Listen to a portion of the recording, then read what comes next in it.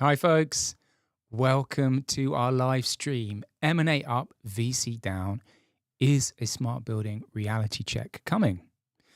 Hope everyone is having a fantastic week. Thanks for joining. Hope you enjoy the content. And why don't we get started? So we'll wait for everyone to join. And while we do that, let's just talk about the subject for today. So first of all, we're going to talk, give an introduction, and we'll talk about what the scope is, the scope of our research, how we define a startup, what our numbers, like the definition of what we're counting regarding our smart building research. Then we're going to look at the investment data and acquisitions data for the first half of 2025. Then I wanted to discuss routes to exit. So a bit of some thoughts on that and how it impacts startups. And then finish off just a little bit of news for you guys. We're starting to do some subscriber-only videos. So I'll explain a bit more about that. And then we can do a Q&A at the end if we have time. I'm sure we will. If you want to ask questions or make any comments, you can do that in the chat. So either we take those as we go along, or perhaps I'll take them at the end. Like if they're relevant, I'll try and put them in. But I can't always have it up on my screen at the same time. We are recording the session, so you will be able to share this with colleagues. And we provide this content for free, but it's not free for us to produce. So if you do like it, please spread the word. It would really help us out, and it'll allow us to do more content going forward. So would appreciate that. And you can also subscribe, of course. We're streaming on LinkedIn and YouTube, so you can subscribe to our channels there. We have a full program of research throughout 2025, and we're also starting to think about what we're going to be doing next year as well. So I hope everyone has had the chance to join, those that want to. And let's start with a little bit of an introduction, what our definition of startup is. So, we have to draw the line somewhere. Not every company is a startup. We define it as a private company formed, it's basically no older than 10 years. It's 10 years old or younger, which means that it's founded around 2014, that it's focused on the commercial and industrial building market, and it's not a subsidiary or an acquisition of a larger company, of course. And generally, it's financed by venture capital or private equity funding, but of course, that's not always the case. This is actually our 7th evaluation of startups and scale-ups, and we focus specifically on management and operation phase of commercial buildings.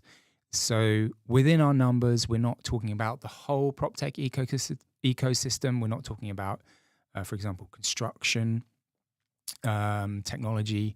We're not talking about PropTech in the sense of like leasing software or software to manage that aspect of the property business. We are focused on the operations and maintenance of commercial buildings. We're now doing this research biannually, and we focus on looking at and tracking VC funding, acquisitions that are happening, and not just traditional VC, but also look at corporate VC investment as well. And specifically, we're going to be talking about the first half of 2025. We will be updating this at the end of the year as well. So there'll be new figures on the second half of 2025. But let's get started. Should also say that there is a report on this. So if you're interested in the real deep dive here, you can go on our website and find that information. I'll put a link to it later in the presentation. So this is what the smart building landscape looks like. We have identified around 100 1,266 startups founded that fit that definition I gave you of what we're counting here, what a startup is. Of that, 498 firms have been acquired since 2014, and that's 39% of the total. 65 we would classify as closed or inactive startups, so that's around 5% of the total. So this, 5% figure, why is it only 5% companies that are closed or inactive? Well, we're talking there specifically about companies that have, gone into liquidation, filed for Chapter 11, or that we can tell are, no longer active, and may just be, sitting there, not really trading anymore. But I don't think that really tells the whole picture, right? About what the reality is, right?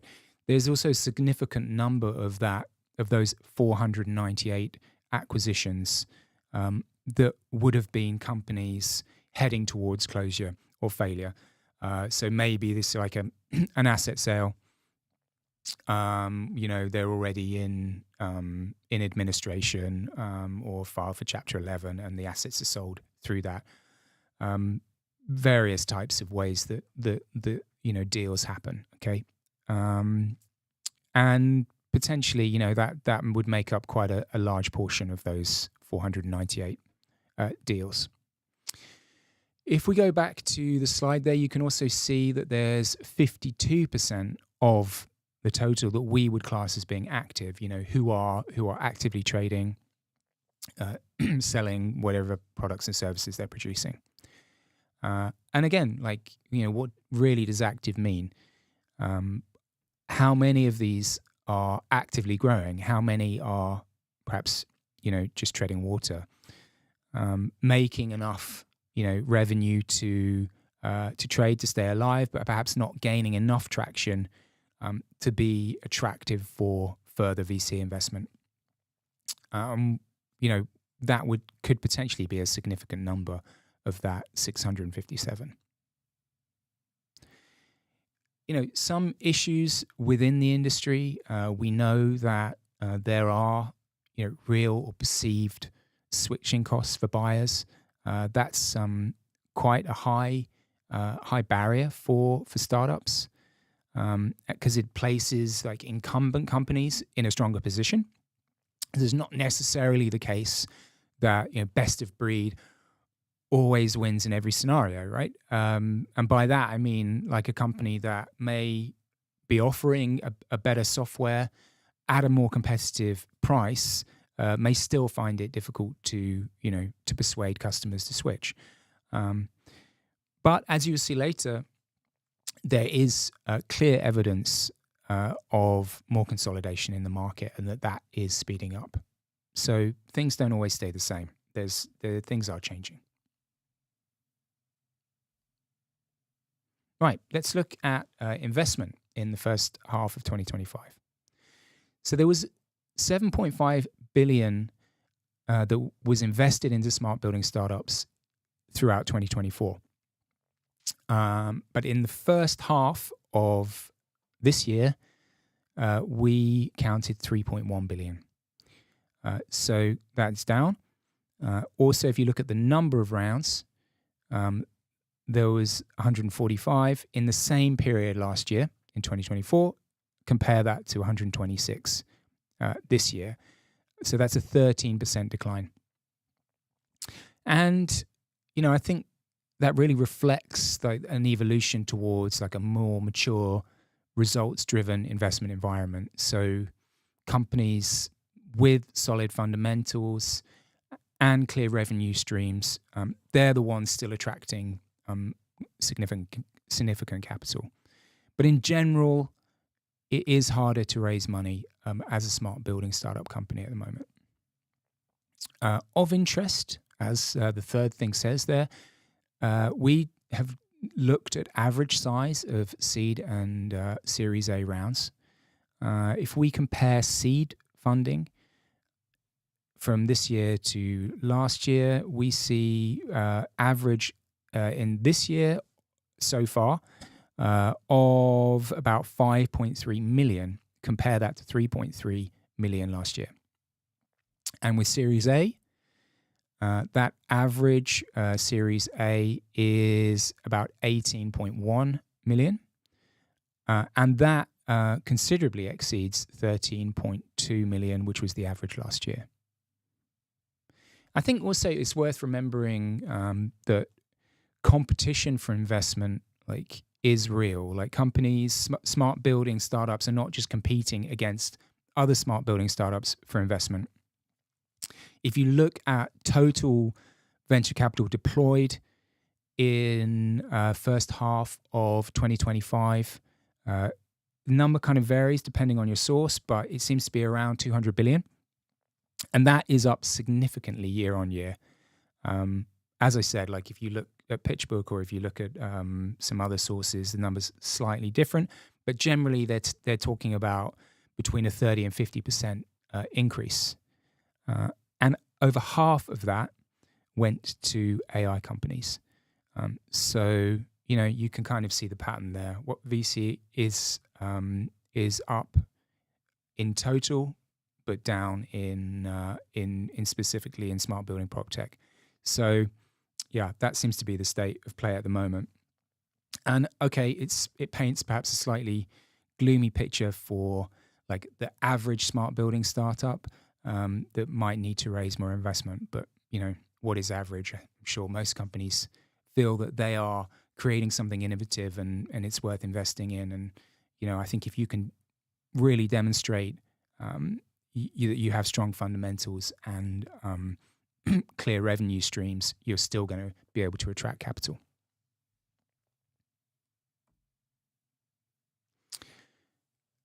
So if we look at a bit of analysis here of those funding rounds from the first half of this year, what I want to draw your attention to there is the green portion of this. So this is number of rounds by type of technology. What we can see is that the building energy management cohort captured about 46% of the total number of rounds. And that includes not just building energy management, but also some grid interactivity solutions in there, sustainability, carbon management software, those kind of technologies.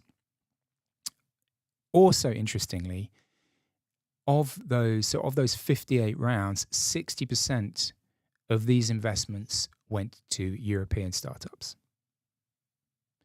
So that concentration kind of, to me, reflects that, in the European Union now, there is a clear legislative agenda towards decarbonisation and energy security. And this is sort of in contrast with the US. So, of course, the US could catch up quickly if it wanted to, but the trend at the moment seems to be one of divergence between the EU and the US in this investment area, at least. And that seems to be borne out with the numbers. Okay, talk quickly also about acquisitions.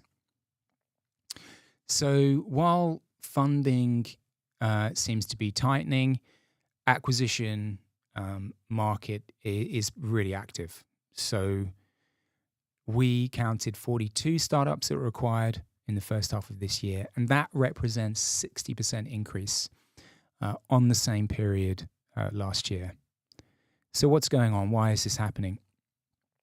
So yes, the startup landscape is consolidating, and we think it's consolidating around, again, the ones with the strong fundamentals and the stronger businesses. But I don't think that really is, the full story. I think what we're also seeing is, there's an increased awareness that what really are the keys to growth in this industry. And it's not just about technology, right? It's also about implementation. Having the right people, the right connections, the right partners that actually, move the needle. they're the one. That's what's going to get the deals done at the end of the day. That's what's going to grow the business. And one of the fastest ways to do that is through acquisition. So I think in general it's just a sign of the consolidation is a sign of more maturity and as I said, an increased awareness of really what's gonna grow a business.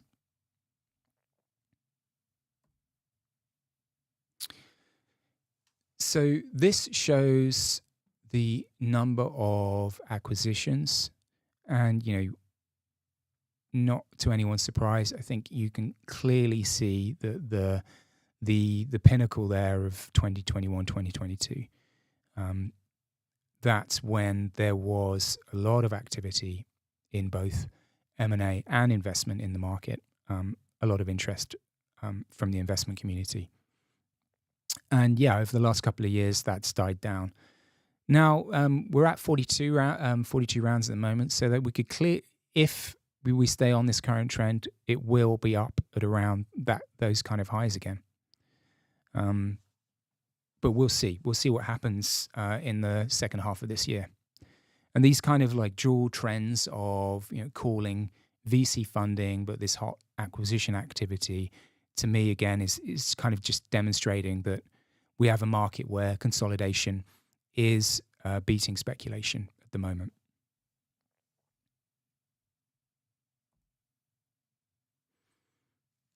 So I wanted to talk a bit about routes to exit. I know that's obviously of interest to anyone who runs a startup business. What is ultimately the goal of that you want to achieve, and how can you achieve it?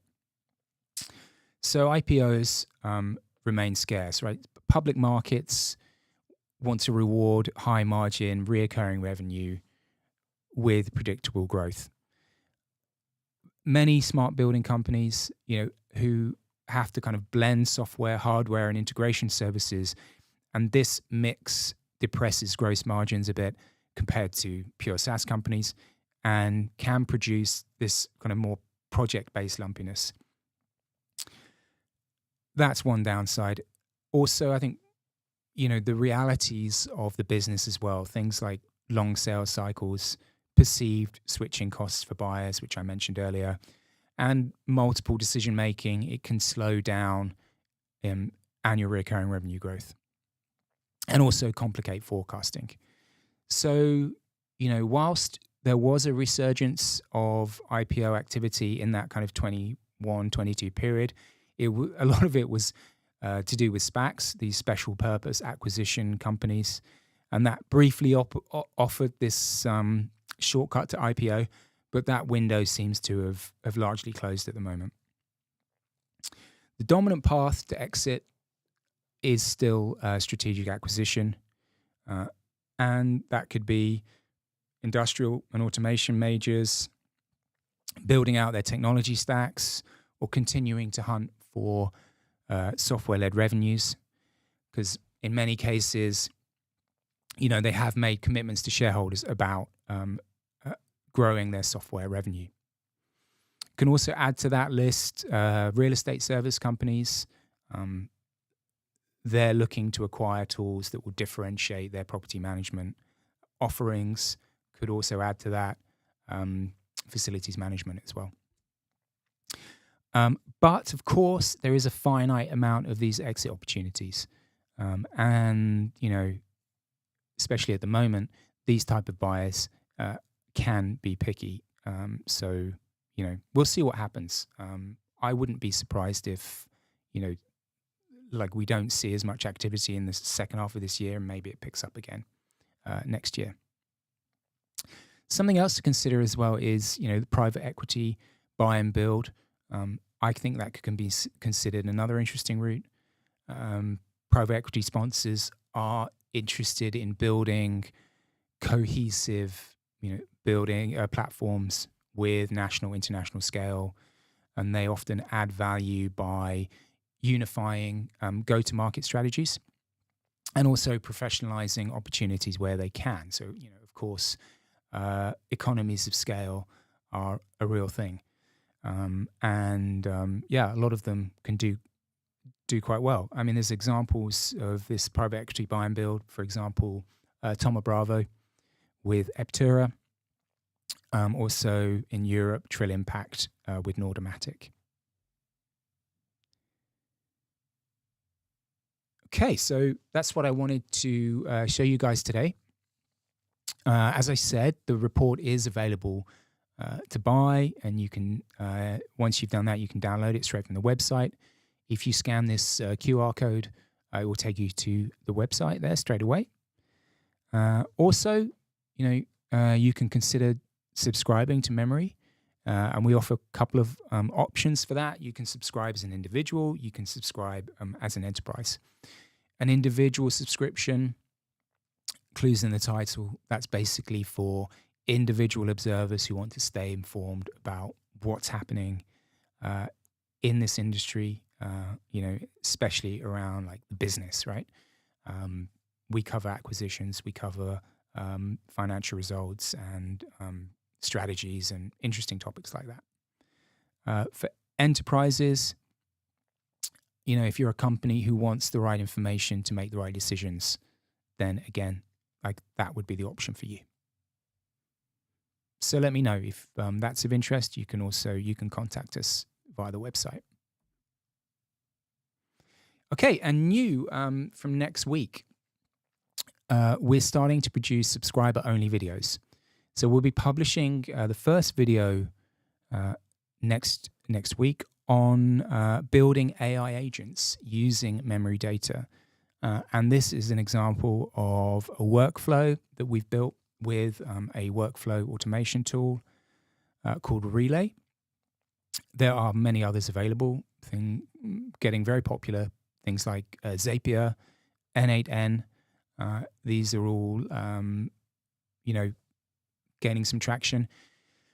Automation tools aren't particularly new, but what we're seeing is like a new breed that are leveraging AI, large language models. So you're able to bake that power of LLMs into your workflows. And the example here, which we'll be demonstrating in the video for subscribers, where you can, let's say, as a use case, you're watching a presentation and they're discussing an interesting concept, which you think would be useful for your employees also, or colleagues to know about. In a spreadsheet, you can write down you can summarize that. So write down what you think that the article should be about. It creates an instant trigger. It goes to memory via an API.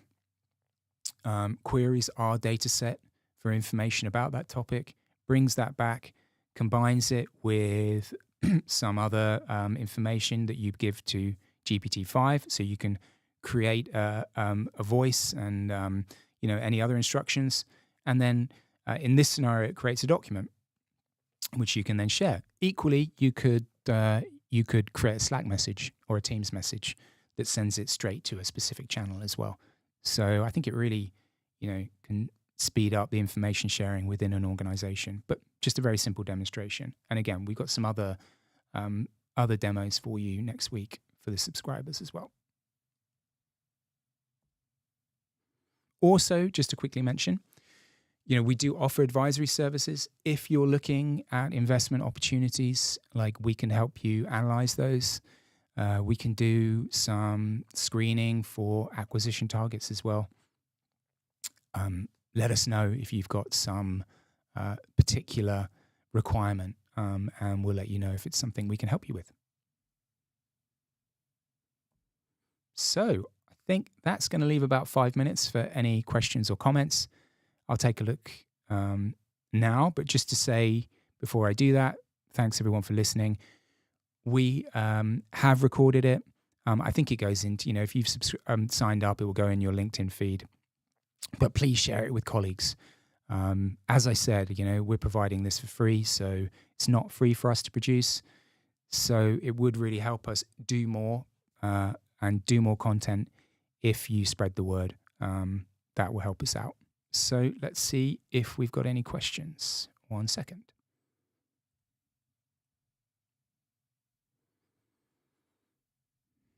me just refresh the page.